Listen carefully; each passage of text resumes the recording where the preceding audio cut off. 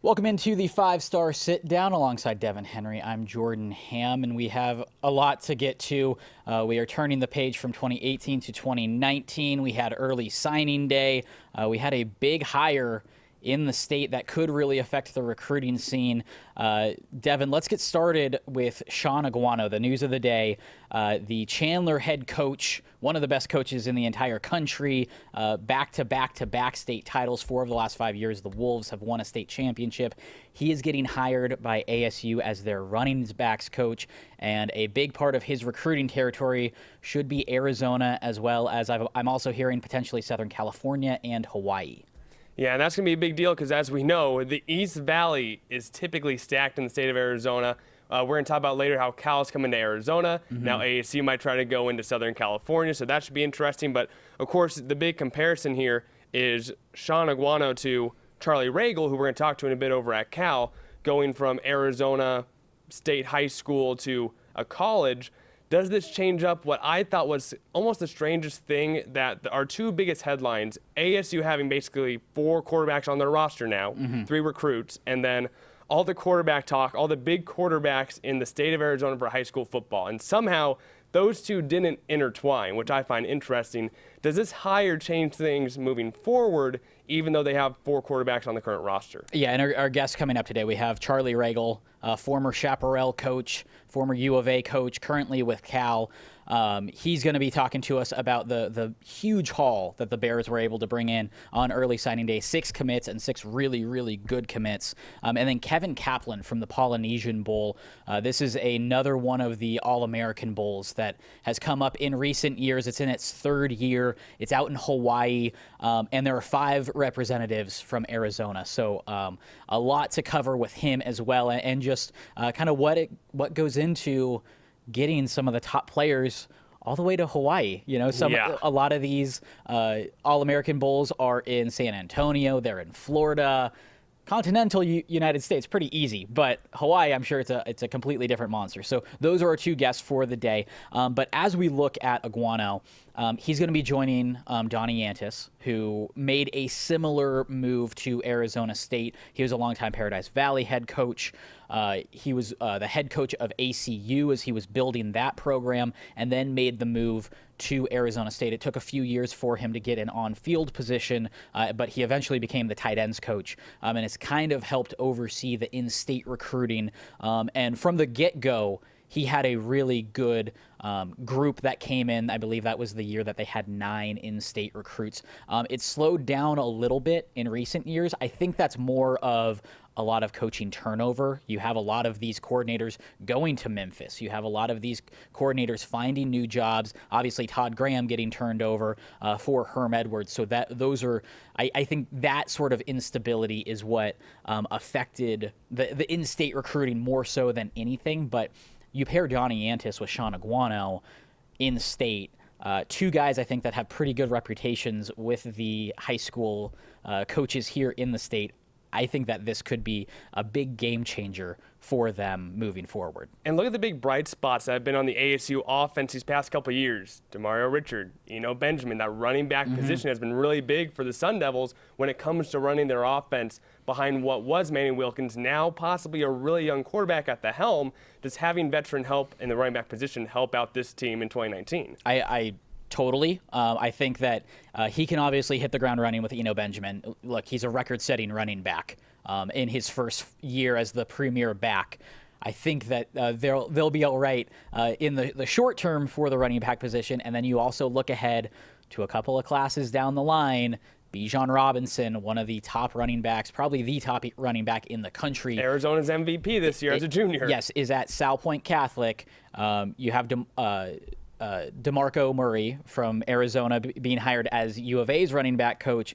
You now have Shaun Aguano being hired as ASU's running back coach.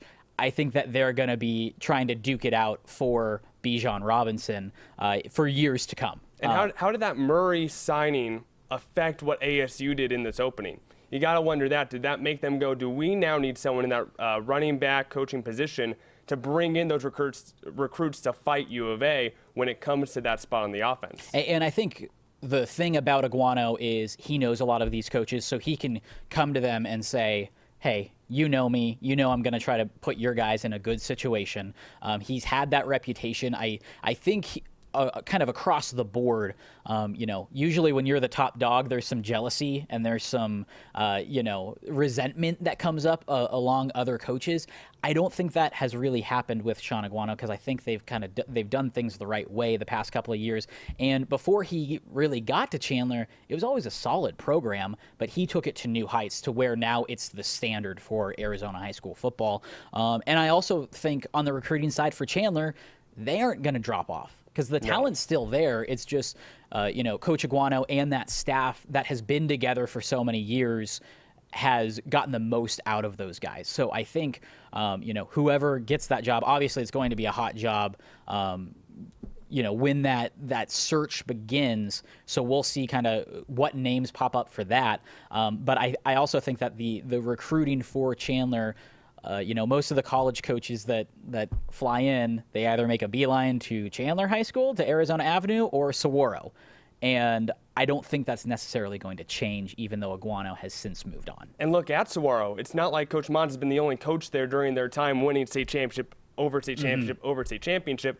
Centennial is basically the outlier in AIA football, where Coach Taylor's been there forever. Saguaro hasn't had that same coach for this dominant decade plus that we've had, so I wouldn't worry too much about Chandler. But Mons has been there for at least 6. Yes. So it's, I think Taylor, obviously, the longevity, few are going to accomplish that. But, the two things about, I think, all 3 of these programs is not just the head coaches, but the support staff. Exactly. Has been there forever. Time. Yes. They stick together, and that continuity is what made them a well-oiled machine. So let's shift gears from the news of the day. Let's look back at early signing day. Devin, did anything really surprise you from that early signing day? It's kind of funny because when you talk to people who don't know a ton about recruiting, I'm not the biggest recruiting head in the world, but a lot of people tend to think that, for every single recruit on signing day, it's like what they see on TV and in movies where however many thousand kids are sitting in a gym with 2,000 of their best friends with them, and there's 20 hats in front of them, and they all pick out. It's not usually that way on signing day. A lot of these guys already have it picked out. They've already announced their commitment. So to me, nothing really stood out, immensely, because we kind of already knew where most of the big guns were going to go in the first place. But like I mentioned, I find it funny that our 2 biggest headlines, ASU recruiting so many quarterbacks, and the fact that the quarterback spot in Arizona has got to an all-time high, didn't intertwine. It's just kind of, ironic isn't the word, but that's kind of how I'm seeing it as, where we have these 2 headlines that we haven't really had before, but somehow they don't meet. And I think going back to that point, I think a big thing with ASU and the in-state quarterbacks for this particular class is, look, quarterbacks and kind of specialists are different ball games in recruiting. You usually try to get that out of the way quickly if you're a quarterback, because there's usually, most schools are only taking 1, maybe 2. In this case, ASU took 3. Most of the top quarterbacks that I think are Pac-12 level were already committed for quite a while. And I think there were a lot of questions surrounding the Herm Edwards model of what was going to happen once you started to see the results on the field and be like, oh, this out-of-the-box idea is working. All those guys were already committed. So I think that's really the timing of it is why those 2 didn't intersect. I think that's the main reason is the guys that were those top flight guys wanted to make sure they were in stable environments with coaches that they knew. And, Herm can talk the talk. This coaching staff can talk the talk. They can do a good job of recruiting. But ultimately, I think a lot of these guys were waiting to see how they would pan out on the field. And they panned out very well, I think better than many expected they would be. So I think that's why there was a bit of that disconnect. For me, the early signing day, there weren't many surprises. I felt like Ty Robinson. We had the info a couple days before so that we knew it was the Huskers, and really from the get-go, you could kind of tell they were the favorite the entire time for Ty Robinson. Obviously, a huge haul for the Huskers, getting Javen Wright, getting Ty Robinson, potentially getting Noah Polagates, the best player available in the state. So I think that they could be another Cal-esque, obviously not have the 6 guys, but you have Noah Polegates and Matthew Polomau, the 2 top 10 remaining players that are still available and haven't signed. Both of them are heavy Nebraska targets. So we could walk away with 4 really good players, and all 4 of them on the defensive side of the ball. Exactly. Like that's a scary group that could be going to Lincoln.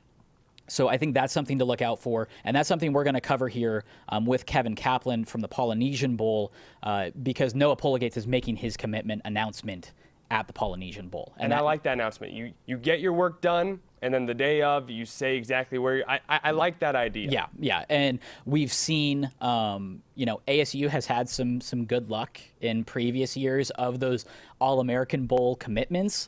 Benjamin did that. He did a silent commit about a week before, but he wanted to wait for the national stage to go ahead and do that. We'll see if they can swing the same thing with Noah Polegates, because right now it's USC, Nebraska, and ASU, and I feel like it's a neck-and-neck race between all 3 of those guys. So a lot that we still definitely need to sift through as we approach this February signing day. But coming up, we have Charlie Ragle, who just absolutely killed it for the Cal Bears this year, getting 6 commitments from the state of Arizona. That's coming up next on the 5-Star Sit Down.